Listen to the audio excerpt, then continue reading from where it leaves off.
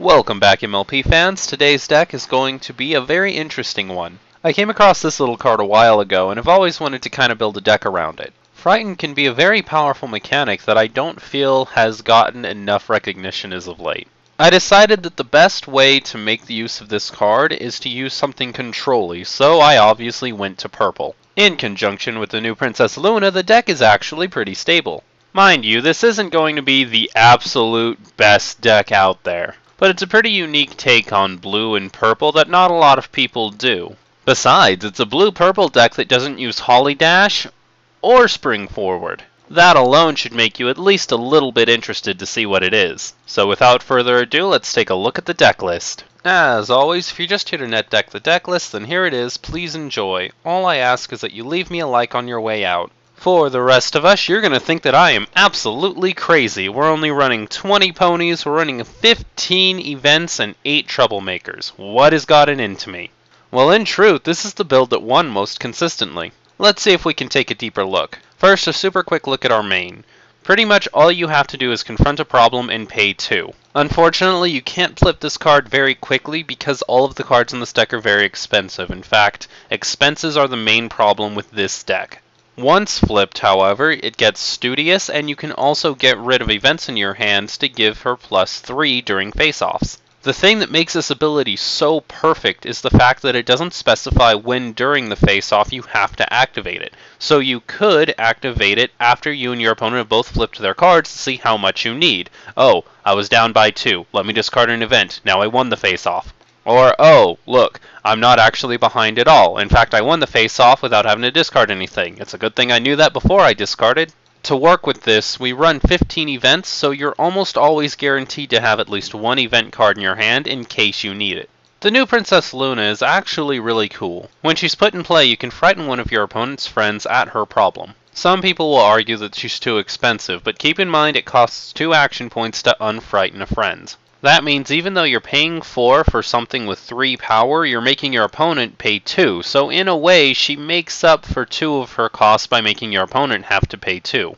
2 is in the number, not 2 is in as well. Okay, what I'm trying to say is because your opponent has to go down by 2 action points, she makes up for herself. The only real downside to this card is how high her color requirement is. That color requirement is ridiculous. Even flipping our main won't completely satisfy her color requirement. Because of how expensive all the cards in this deck are, All Team Organizer is a must. You have to run All Team Organizer. Without it, you will be many turns behind your opponent because of how expensive your stuff is to play. To round out our purple, I run Bright Bulb. You could run something a little bit cheaper like Blue Moon, but I run Bright Bulb because it also has an external effect that's actually pretty good. Some people argue that this deck is unnecessary, but I feel really uncomfortable running purple and not running something else without color requirements that I can play. We've already kind of explained why Rainbow Dash Goosebump Giver is here. She's the main part of the deck. Pretty much it goes like this. We try to get a Rainbow Dash Goosebump Giver out early, and then we use some way to frighten one of our opponent's friend, which frightens another friend with her effect. The really neato thing about Rainbow Dash is its effect can stack. Let's say you have 3 Goosebump Givers in play. Now, let's say you play a Princess Luna and frighten one of your opponent's friends. Now that you've frightened that friend, you can exhaust all 3 Rainbow Dashes, and all of a sudden, 3 of your opponent's other friends are also frightened. If your opponent wants to keep up with you, that is 8 action points you've put them behind.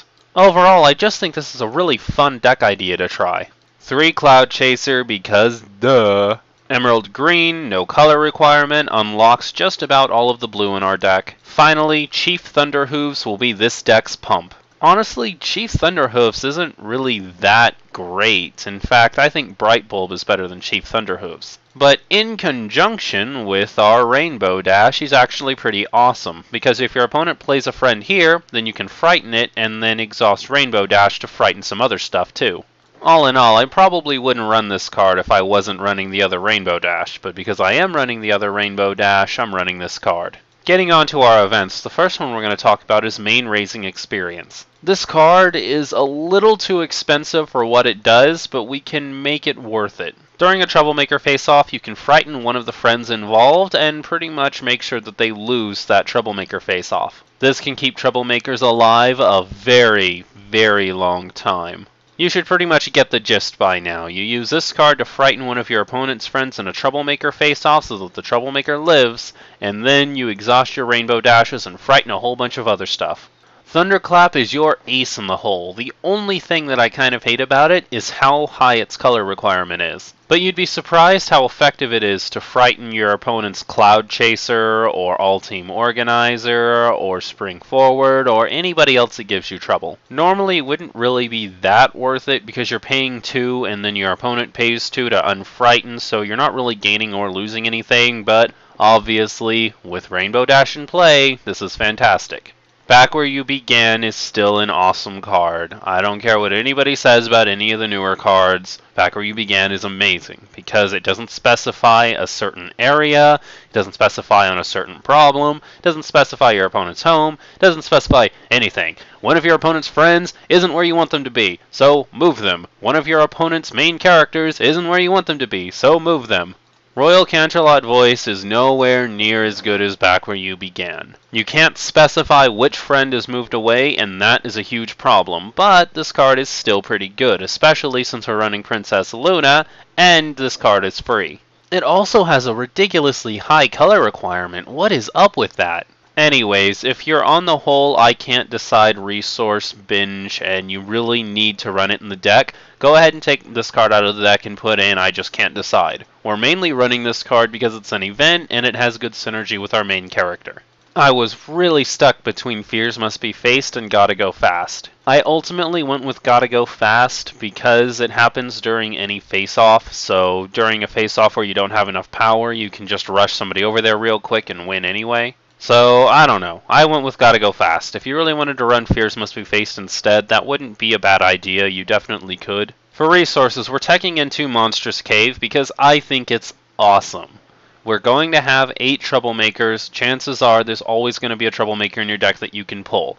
You just pay 1, you go get it, and then you put it on something and laugh. We're only running 1 because if we get 2 in our hand, it's kind of dead. There's no real reason to have that second one because you're probably never going to have so many action points that you can just keep running 2 or 3 of these at a time. But if you do get 1 in your hands, then this is a fantastic card, especially with All-Team Organizer. For Troublemakers, we're running 3, ahoo, bless you.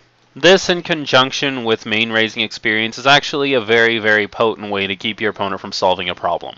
The cool thing about villain cards is once you flip it face up and everything gets frightened, guess who comes in? You just exhaust that Rainbow Dash and start frightening some other stuff. Some of you are going to point out the fact that Chrysalis is way better, and you're absolutely right.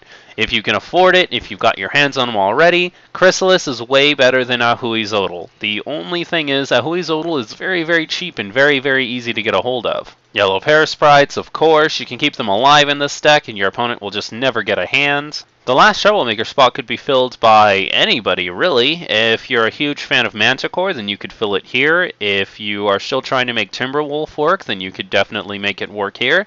I personally am a huge fan of Prince Blueblood, just because I think his effect is amazing, because your opponent has to plan around it, and if they plan around it wrong, then just bad stuff happens. He's a really cool card. I hope he sees a bit more play. And on to our problems. 800 Years of Sweltering Heat is the best problem we could have ever hoped for. You confront this problem, you pay 1, and you frighten one of your opponent's friends here. And the best thing is, you guessed it, if we frighten one of our opponent's friends with this effect, then all of a sudden Rainbow Dash comes in and frightens a whole bunch more. Really wish it had a bonus of 3, but I'm not going to complain too hard because the effect is just so awesome. Ancient Research should be in every single purple deck. What it does is it lets you look at the top 2 cards of your deck and see if there's anything useful there, and if you need to, you can totally put the useful thing on top and then pay 1 to draw into it. This should always be your starting problem, and it's extra useful because you can use it early on to make sure that you get a Rainbow Dash in your hands. Cloud Bursting is there as an alternate starting problem in case we're playing a matchup where we need to flip Luna very quickly. This would be mainly rush decks, like if you see your opponent is running any kind of Fluttershy, then you should probably run this as your starting problem. Bottom of the Well because it helps our main character and doesn't do anything for our opponent. And Crash Course. If we need to, we can stop our opponent from playing cards here using Troublemakers, and giving all of our characters here Swift is actually pretty useful because we can move them to the other problem very cheap. And I know you're wondering, oh, well, why would I ever want to move my friends away from this problem? Well, if you're about to play a villain here and you want to get everybody off, you can do it for half price before the villain gets up and frightens everybody. And that's about it for the deck list. Never use Royal Canterlot Voice if one of your opponent's characters at a problem is frightened. Your opponent can easily just move the Frighten card home and you don't really gain anything because that Frighten card wasn't doing anything to begin with. Try to get your Troublemakers out there early. If your opponent gets some kind of early advantage on you while you're trying to save up action points, then you're going to be at a huge disadvantage. Try not to go too heavy on your frightening until you get at least one Rainbow Dash on the field. If you don't have any Rainbow Dashes on the field, then try not to play any Princess Lunas to frighten, and try not to play any other cards that frighten, unless you need to play some main raising experiences to keep your Troublemakers alive. That is acceptable. Unless it's an emergency, always try to keep at least one event card in your hand so that you have sort of an ace for Princess Luna's effect. Having that backup is always a good idea, unless you can pull something off with that one event card in your hand. You'll have to use your own judgment here, but just play around with it a little bit. You'll get it eventually. If you enjoyed today's deck profile, then it would really help me out if you left me a like. Also, do you have your own thoughts on the deck, or have an idea of how to make it better? Then leave it in the comment section below.